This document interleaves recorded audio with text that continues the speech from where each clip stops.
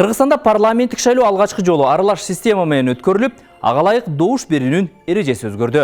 Борбор шайлоо комиссиясынын маалыматына таянып, быйылкы добуш берүүнүн эрежесин кыскача түшүндүрүп берели. Сизге бул жолу 2 бюллетень берилет.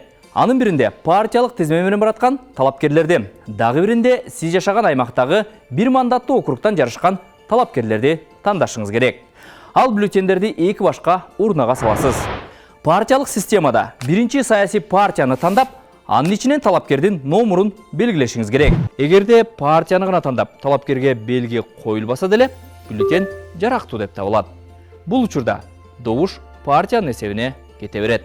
Тескерисинче, талапкерди гана тандап, партияга белги коюлбай калса, ал добуштагы сыналбайт. Ошондой эле бир партиядан бир гана талапкерди тандап, анын номуруна белги коюшуңуз керек. Бюллетенде партиянын аты жазылып, талапкерлердин номуру гана берилет.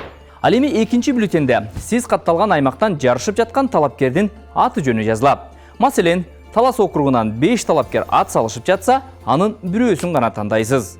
Эгерде бир нече талапкерге белги коюлуп, же эч бир талапкер тандалбай калган учурда, ал бюллетень жараксыз болуп калат. Баса, бюллетендерде мурдагыдай эле баарына каршы деген тандоо бар. 15 ноябрдагы расмий маалыматка ылайык, бир мандаттуу округтан 298 талапкер жарышка чыкты. Ал эми 21 партиядан 54 талапкер ат салышып жатат. 28 ноябрда өтө турган шайлоонун жыйынтыгында Жогорку кеңештин 90 депутатынын 54-ü Кыргызстан боюнча бирдиктүү округтан партиялык тизме менен, ал эми 36-сы бир мандаттуу округтан шайланып келиши керек.